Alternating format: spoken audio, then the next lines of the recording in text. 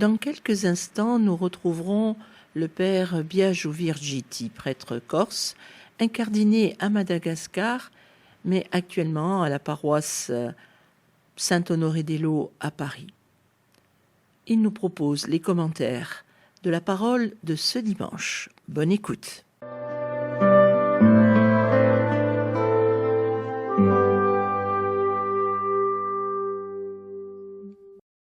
Chers amis de votre radio chrétienne, bienvenue pour cette nouvelle émission où nous allons commenter les lectures de la Pentecôte de cette année C. Commençons sans plus tarder par la proclamation de la parole. De l'Évangile selon saint Jean.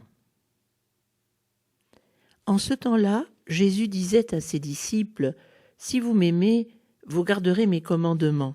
Moi, je prierai le Père, et il vous donnera un autre défenseur, qui sera pour toujours avec vous. Si quelqu'un m'aime, il gardera ma parole.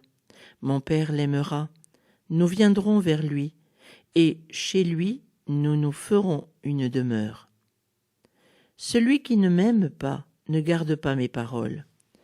Or, la parole que vous entendez n'est pas de moi, elle est du Père qui m'a envoyé. Je vous parle ainsi tant que je demeure avec vous, mais le défenseur, l'Esprit Saint que le Père enverra en mon nom, lui vous enseignera tout, et il vous fera souvenir de tout ce que je vous ai dit. Parole du Seigneur.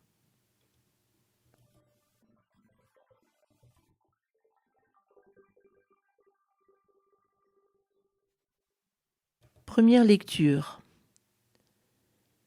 du livre des Actes des Apôtres. Quand arriva le jour de la Pentecôte, au terme des 50 jours après Pâques, ils se trouvaient réunis tous ensemble. Soudain, un bruit survint du ciel comme un violent coup de vent. La maison où ils étaient assis en fut remplie tout entière. Alors leur apparurent des langues qu'on aurait dites de feu qui se partageaient. Et il s'en posa une sur chacun d'eux. Tous furent remplis d'Esprit Saint. Ils se mirent à parler en d'autres langues, et chacun s'exprimait selon le don de l'Esprit. Or, il y avait, résidant à Jérusalem, des Juifs religieux, venant de toutes les nations sous le ciel. Lorsque ceux-ci entendirent la voix qui retentissait, ils se rassemblèrent en foule. Ils étaient en pleine confusion, parce que chacun d'eux entendait dans son propre dialecte ceux qui parlaient. Dans la stupéfaction et l'émerveillement, ils disaient « Ces gens qui parlent, ne sont-ils pas tous galiléens ?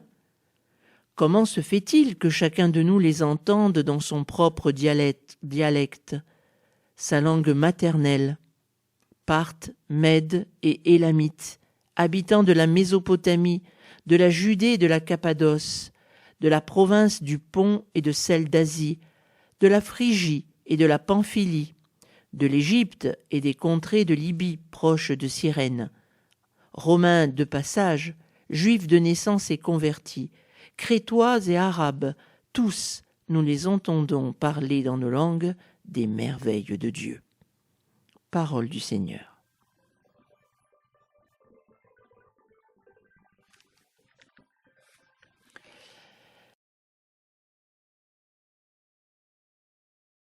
Le refrain du psaume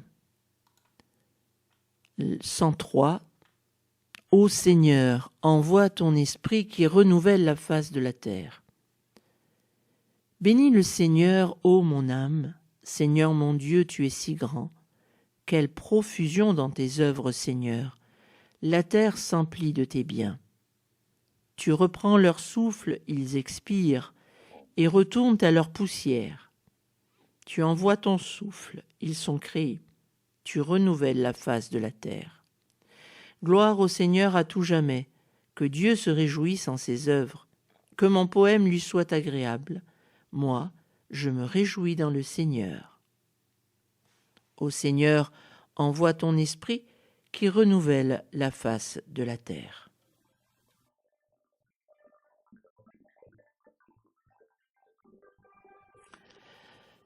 De la lettre de saint Paul apôtre aux Romains. Frères, Ceux qui sont sous l'emprise de la chair ne peuvent pas plaire à Dieu. Or, vous n'êtes pas sous l'emprise de la chair, mais sous celle de l'Esprit, puisque l'Esprit de Dieu habite en vous. Celui qui n'a pas l'Esprit du Christ ne lui appartient pas. Mais si le Christ est en vous, le corps, il est vrai, reste marqué par la mort, à cause du péché. Mais l'Esprit vous fait vivre, puisque vous êtes devenus des justes. Et si l'Esprit de celui qui a ressuscité Jésus d'entre les morts habite en vous, celui qui a ressuscité Jésus, le Christ, d'entre les morts, donnera aussi la vie à vos corps mortels par son Esprit qui habite en vous. Ainsi donc, frères, nous avons une dette, mais elle n'est pas envers la chair pour devoir vivre selon la chair. Car si vous vivez selon la chair, vous allez mourir. Mais si, par l'Esprit, vous tuez les agissements de l'homme pécheur, vous vivrez. En effet, tous ceux qui se laissent conduire par l'Esprit de Dieu, ceux-là sont fils de Dieu. Vous n'avez pas reçu un esprit qui fait de vous des esclaves et vous ramène à la peur, mais vous avez reçu un esprit qui fait de vous des fils, et c'est en lui que nous crions « Abba », c'est-à-dire « Père ». C'est donc dans l'Esprit Saint lui-même qui atteste à notre esprit que nous sommes enfants de Dieu. Puisque nous sommes ses enfants, nous sommes aussi ses héritiers, héritiers de Dieu, héritiers avec le Christ, si du moins nous souffrons avec lui, pour être avec lui dans la gloire. Parole du Seigneur.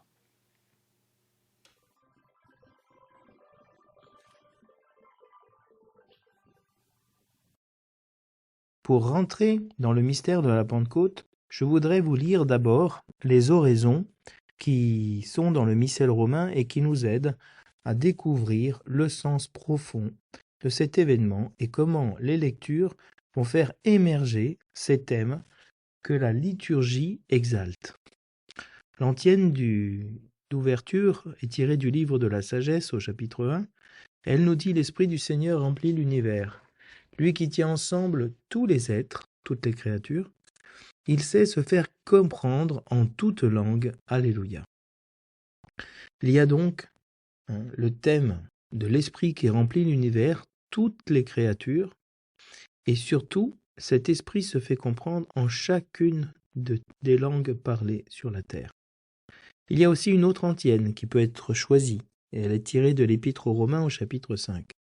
L'amour de Dieu a été répandu dans nos cœurs par son Esprit qui habite en nous. Alléluia. Donc ici, c'est l'Esprit Saint qui est répandu dans nos cœurs. Et l'Esprit Saint est l'amour de Dieu. Il y a un parallélisme ici. L'amour de Dieu a été répandu dans nos cœurs par son Esprit qui habite en nous. Amour de Dieu et Esprit sont la même réalité. L'un est répandu dans nos cœurs, l'autre habite en nous. Donc l'Esprit est cet amour qui habite en nous et qui répand l'amour de Dieu dans nos cœurs. La prière de collecte nous dit, Seigneur Dieu, dans le mystère de la fête que nous célébrons aujourd'hui, tu sanctifies ton Église entière, chez tous les peuples et dans toutes les nations. Répands les dons de l'Esprit Saint sur l'immensité du monde et continue dans le cœur des croyants l'œuvre divine, entreprise au début de la prédication évangélique. Donc nous avons vraiment la fête d'aujourd'hui que l'on célèbre et qui est un mystère. Un mystère veut dire une réalité surnaturelle où Dieu va sanctifier son Église en répandant les dons de l'Esprit Saint. Et donc cet Esprit Saint va être répandu sur les peuples, toutes langues, peuples et nations. Et on demande au Seigneur que cet Esprit qui est descendu sur l'apôtre et la communauté des croyants puisse être répandu aussi sur l'immensité du monde, de manière à ce que le cœur des croyants, la réalité la plus essentielle, existentielle des croyants, puisse continuer l'œuvre divine qui est annoncée avec esprit l'évangile du salut. La prière sur les offrandes nous dit « Nous t'en prions Seigneur, selon la promesse de ton Fils, que l'Esprit Saint nous fasse entrer plus avant dans l'intelligence du sacrifice que nous célébrons et nous ouvre à la vérité tout entière. » L'Esprit Saint est le garant d'une pénétration de la foi dans le sacrifice de l'Eucharistie que nous célébrons, pour arriver à la vérité tout entière, c'est-à-dire à ajuster notre vie à la vérité que nous célébrons. Le titre donné à la préface par le missel romain nous dit le mystère de la Pentecôte. Et il dit, cette préface nous dit, pour accomplir jusqu'au bout le mystère de Pâques. Donc la Pentecôte arrive 50 jours après Pâques, c'est encore Pâques. C'est la plénitude, le plérôme en grec, l'accomplissement total. Alors, l'Église est remplie du mystère de Pâques à la Pentecôte. Et pour accomplir ce mystère de Pâques, il faut aujourd'hui l'Esprit Saint. Tu as répandu largement aujourd'hui l'Esprit Saint sur ceux dont tu as fait tes enfants d'adoption en les unissant à ton Fils unique. Donc Dieu ne donne pas chichement, mais il sème et il répand largement l'Esprit Saint aujourd'hui, dans l'aujourd'hui que nous célébrons de notre célébration. Et par l'Esprit Saint, Dieu fait de nous des enfants d'adoption. Nous avons été baptisés au nom du Père et du Fils et du Saint-Esprit. Donc nous sommes unis par le baptême au Père, au Fils et à l'Esprit. C'est ton Esprit qui, au commencement de l'Église, a donné à tous les peuples la connaissance du vrai Dieu et a rassemblé les diverses langues dans la confession d'une seule foi. Donc l'Esprit était au commencement de l'Église. L'Église naît à la Pentecôte. Elle naît du côté du Christ, parce que du côté transpercé du Christ sortent l'eau et le sang. Mais c'est au commencement de l'Église, c'est-à-dire le jour de la Pentecôte, où ils reçoivent l'Esprit Saint qui convainc leur cœur que cet homme qui a été crucifié n'est pas un homme seulement. Il est le Fils de Dieu fait chair. Et il est ressuscité pour nous donner cet esprit, pour nous faire vivre d'un esprit de ressuscité. Donc cette connaissance a été donnée à tous les peuples, dans toutes les langues. Et bien que rassemblés dans différentes langues, ils confessent une seule et même foi. Je crois en un seul baptême, un seul Seigneur. L'unité, dont nous avons entendu beaucoup les paroles dernièrement, entre la Pentecôte, entre l'Ascension et la Pentecôte, nous parlait du désir de l'unité. La prière sur les offrandes nous dira, toi qui es vraiment saint, toi qui es la source de toute sainteté, nous voici rassemblés devant toi dans la communion de toute l'Église, nous célébrons le jour très saint de la Pentecôte. Que s'est-il passé le jour très saint de la Pentecôte? L'Esprit Saint s'est manifesté aux apôtres par d'innombrables langues de feu. Donc on est au moment de la consécration des offrandes, de l'effusion de l'Esprit Saint, ce qu'on appelle l'épiclèse, la descente de l'Esprit Saint, qui est appelé à descendre sur les offrandes, et on dit que l'Esprit Saint s'est manifesté à travers d'innombrables langues de feu. Chacun a reçu de manière innombrable, qu'on ne peut pas compter, des langues de feu. Et donc cet même esprit de feu va descendre maintenant sur les offrandes pour les sanctifier. L'antienne de communion nous dira « Tous furent remplis de l'Esprit Saint et proclamaient les merveilles de Dieu. Alléluia ». On reprend ici la parole des Actes des Apôtres, chapitre 2, versets 4 et 11, où on dit que tous les apôtres furent remplis de l'Esprit Saint. Et tous proclamaient les merveilles de Dieu. En joignant ces deux versets qui sont bien éloignés, puisque ceux qui furent remplis de l'Esprit Saint, ce furent les apôtres, et ceux qui proclamaient les merveilles de Dieu, c'étaient ceux qui avaient écouté la parole des apôtres. Et ils sont mis au même rang que les apôtres, remplis de l'Esprit Saint qui s'est transmis à eux par la prédication apostolique, comme on l'a entendu dans la prière de collecte. La prière après la communion nous dit « Tu accordes largement les dons du ciel à ton Église, Seigneur Dieu. Protège la grâce que tu lui as donnée. Que l'effusion de l'Esprit Saint agisse avec toujours plus de force, et que cette nourriture spirituelle multiplie les effets de la rédemption éternelle. » Donc ici, on est toujours dans l'abondance, la largesse de Dieu qui nous fait des dons du ciel à l'Église terrestre. Et on demande à ce que Dieu protège la grâce qu'ils ont reçue, que nous avons reçue, qu'a reçu l'Église, qui est l'effusion de l'Esprit Saint.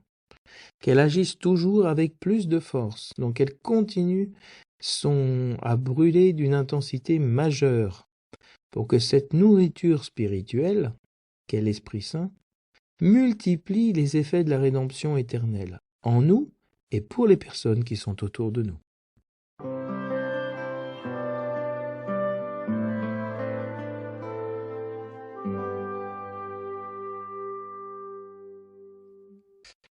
Le titre donné à l'évangile de ce dimanche est « L'Esprit Saint vous enseignera tout ». Donc l'Esprit Saint est le maître intérieur qui enseigne, qui conduit les fidèles. Le refrain de l'Alléluia n'est pas tiré d'un verset de l'évangile, mais de l'hymne « Veni Creator Spiritus ». Viens Esprit Saint, emplis le cœur de tes fidèles, allume en eux le feu de ton amour. Donc l'Église, l'épouse, dit à l'époux, viens, viens Esprit Saint.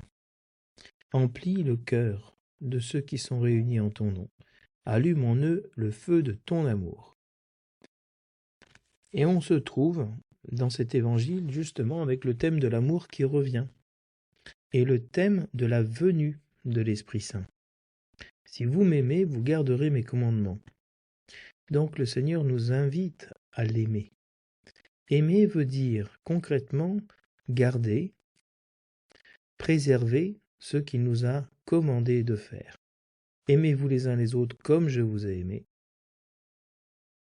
Qui aime le Père et moi, nous l'aimerons et nous viendrons vers lui.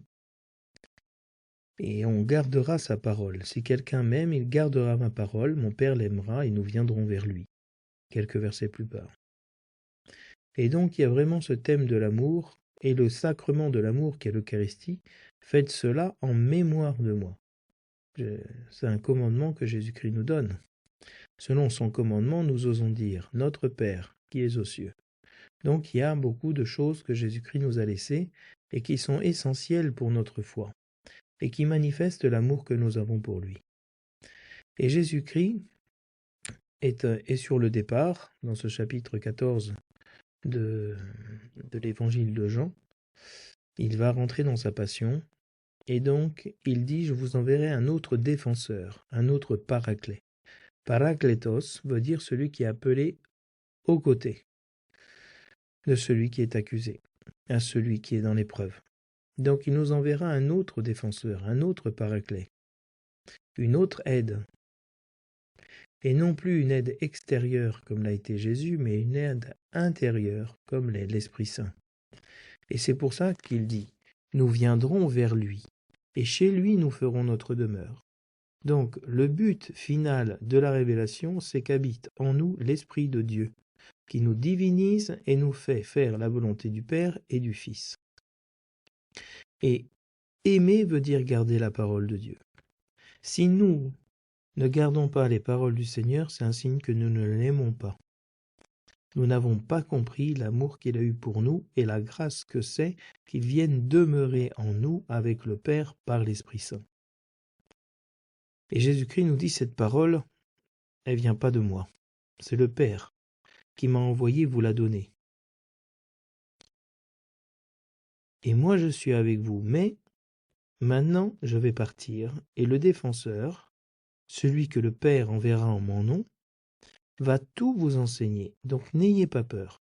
Je ne vous laisserai pas seul, je vous laisserai l'Esprit Saint, qui saura vous conduire à la volonté du Père, être uni à moi pour être conformé à moi dans votre vie. Et donc l'Esprit Saint permet de se souvenir de tout ce que Jésus nous a donné.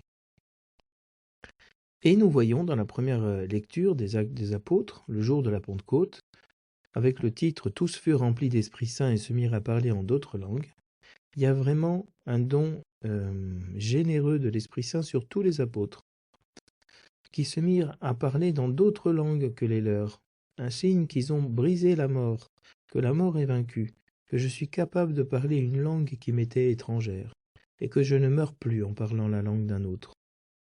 Donc au terme des 50 jours de la Pâque, se trouve la fête de la Pentecôte, qu'on appelle en hébreu Shavuot. C'est la fête du don de la Torah, où la parole a été donnée sur le mont Sinaï, où Dieu a écrit avec des lettres de feu, puisque si vous regardez les lettres en hébreu, on dirait des flammes. Il a écrit les commandements nouveaux. Or, ce commandement nouveau, il va l'écrire maintenant sur la tête des apôtres où va reposer l'Esprit Saint, une véritable illumination. Les apôtres deviennent des chandeliers, ils deviennent des cierges pascales, qui portent véritablement la lumière du Christ. Vous êtes la lumière du monde. Et voilà que cette lumière du monde est allumée, et s'enflamme, dans le cœur et dans l'esprit des apôtres. Et ils étaient réunis tous ensemble, le signe de l'unité. Et un bruit survint du ciel comme un violent coup de vent. Et toute la terre se mit, toute la maison en fut remplie et se mit à trembler. On est dans une théophanie, comme lorsque Dieu apparaît sur le mont Sinaï, il y a du tonnerre, il y a du vent, il y a un tremblement de terre et il y a un feu. Et ce feu arrive de manière plus délicate. Les langues qu'on aurait dites de feu, qui se partageaient. Donc ils ont vu non seulement se poser, mais se partager. Il y en a une qui est descendue sur Pierre, ou sur la Vierge Marie, et qui de là est passée à tous les autres. Donc elle se partageait. Et la force du feu, c'est qu'il peut se partager sans diminuer d'intensité. Si moi j'ai une bougie, en allumant 100 bougies, ma bougie ne va rien perdre de sa puissance, de son feu. Et donc elle va se communiquer. C'est l'image de l'esprit qui se communique sans perdre de force. Et tous sont alors remplis de l'Esprit Saint. Avant, c'était seulement Moïse qui était rempli de l'Esprit Saint, qui était transfiguré. Ici, tous ceux qui sont dans la pièce. Donc les apôtres et tous les autres disciples. Et donc la Vierge Marie aussi. Et ils commencent à parler en d'autres langues, selon ce que le don de l'Esprit leur donnait de dire.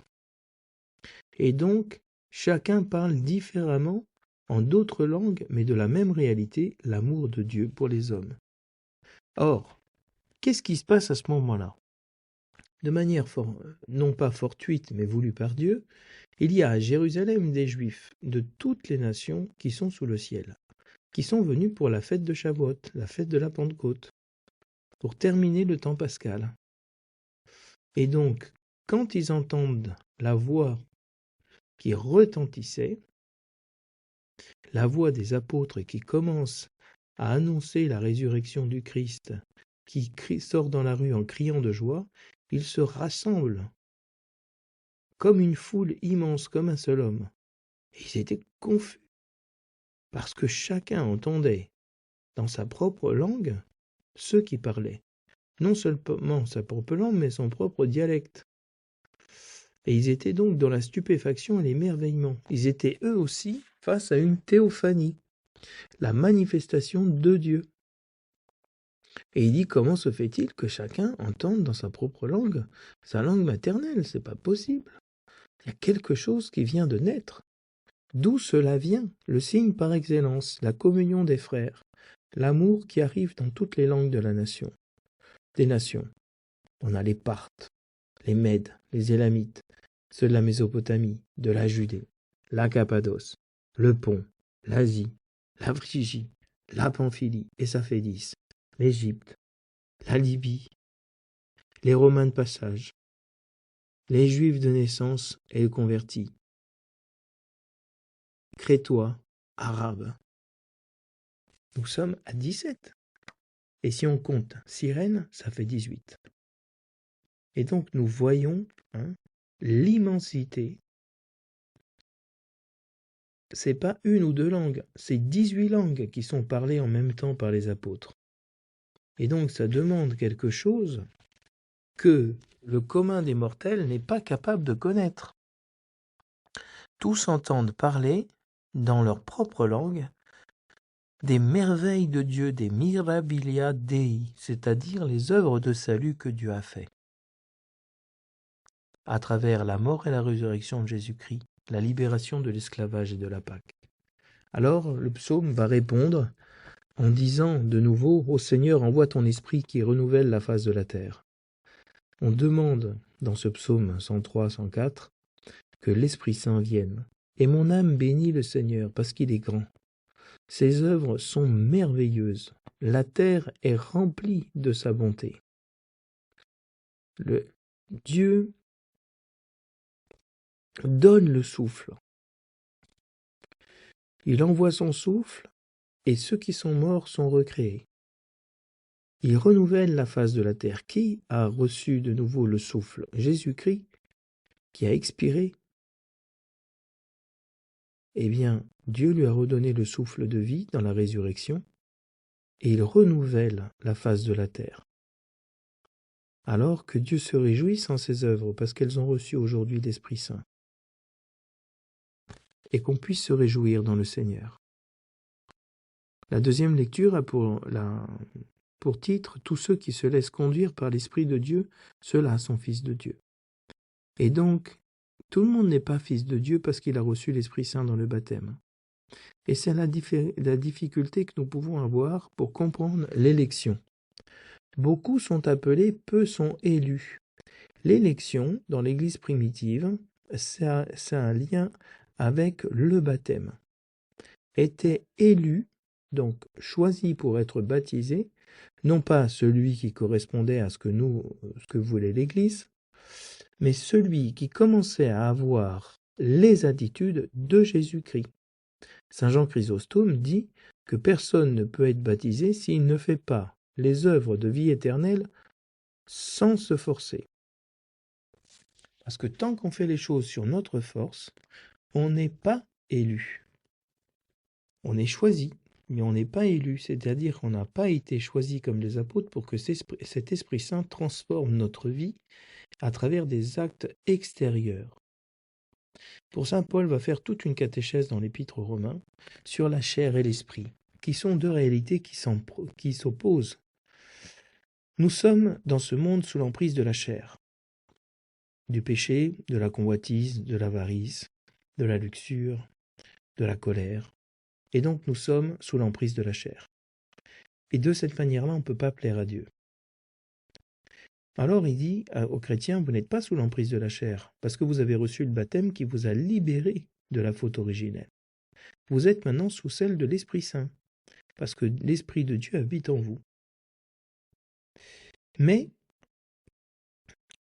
vous pouvez ne pas avoir l'Esprit du Christ, et donc ne pas appartenir à Jésus-Christ. Mais par contre, si le Christ est en vous,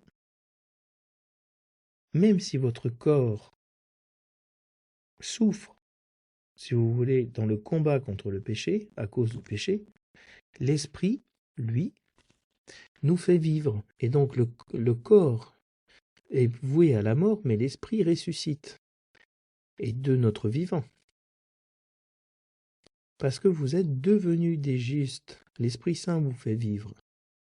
Et si l'Esprit de celui qui a ressuscité Jésus d'entre les morts habite en vous, donc si nous sommes une habitation de l'Esprit Saint, cet Esprit qui a ressuscité Jésus, donc celui qui a ressuscité Jésus, donc cet Esprit, donnera aussi la vie à nos corps mortels. C'est-à-dire le Père nous ressuscitera de la mort par son Esprit qui habite en nous. C'est pour ça que les chrétiens sont ensevelis de manière à ce que leur corps attende la résurrection de la chair.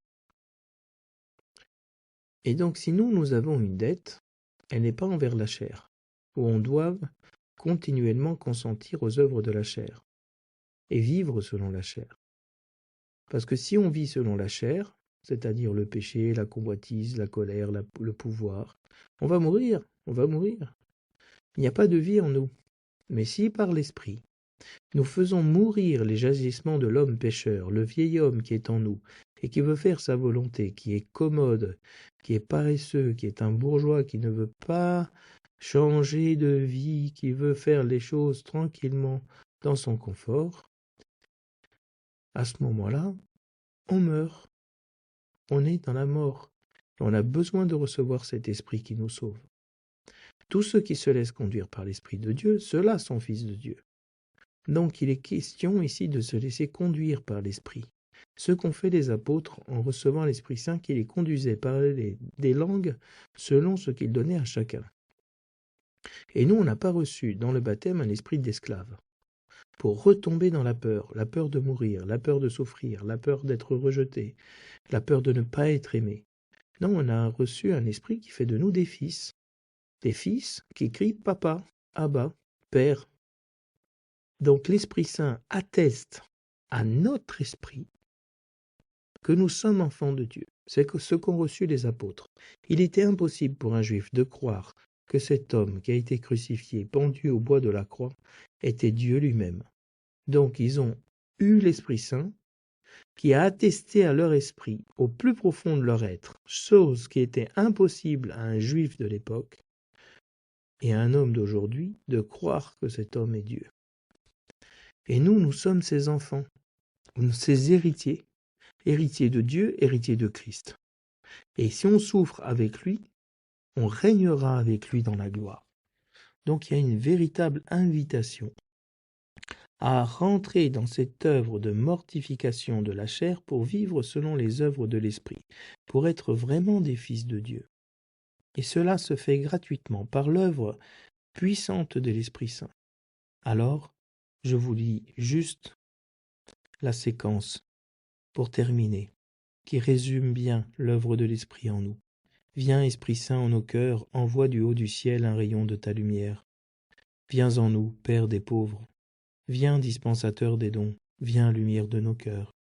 Consolateur souverain, hôte trésor de nos âmes, adoucissante fraîcheur. Dans le labeur, tu es le repos. Dans la fièvre, tu es la fraîcheur. Dans les pleurs, tu es le réconfort. Ô lumière bienheureuse, viens remplir jusqu'à l'intime le cœur de tous tes fidèles. Sans ta puissance divine, il n'est rien en aucun homme, rien qui ne soit perverti. Lave ce qui est souillé, baigne ce qui est aride, guéris ce qui est blessé, assouplis ce qui est raide, réchauffe ce qui est froid, rends droit ce qui est faussé. À tous ceux qui ont la foi et qui en toi se confient, donne tes 7 dons sacrés. Donne mérite et vertu, donne le salut final, donne la joie éternelle. Amen. Dans la plénitude de l'Esprit, je vous souhaite donc, chers amis auditeurs, un très bon dimanche de Pentecôte, que le Seigneur répande et déverse en vos cœurs cet esprit de vie pour nous et pour toute l'Église et pour tous les hommes de ce monde. À la semaine prochaine.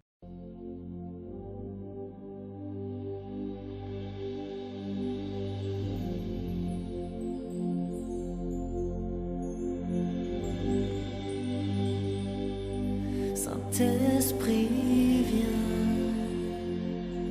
Saint-Esprit, viens. Saint-Esprit, viens.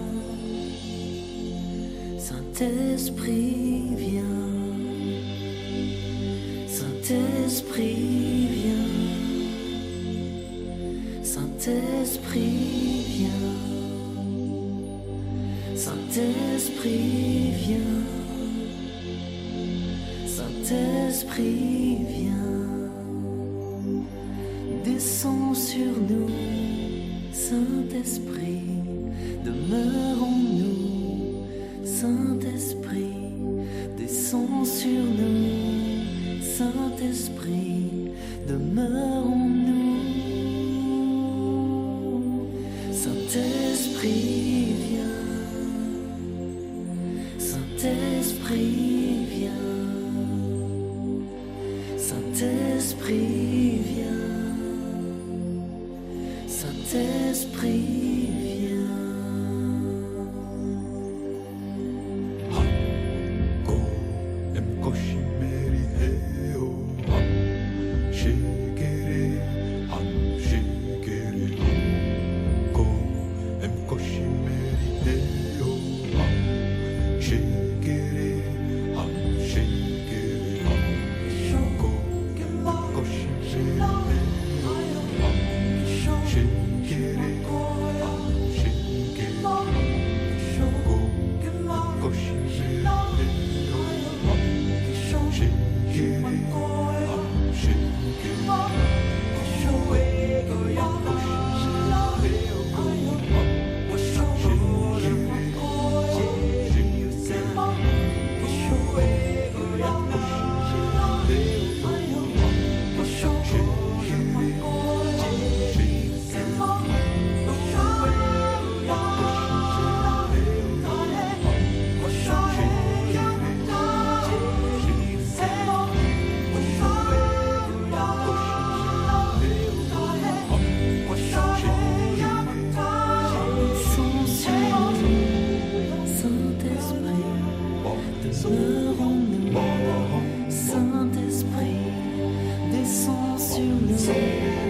Saint-Esprit, demeure en nous.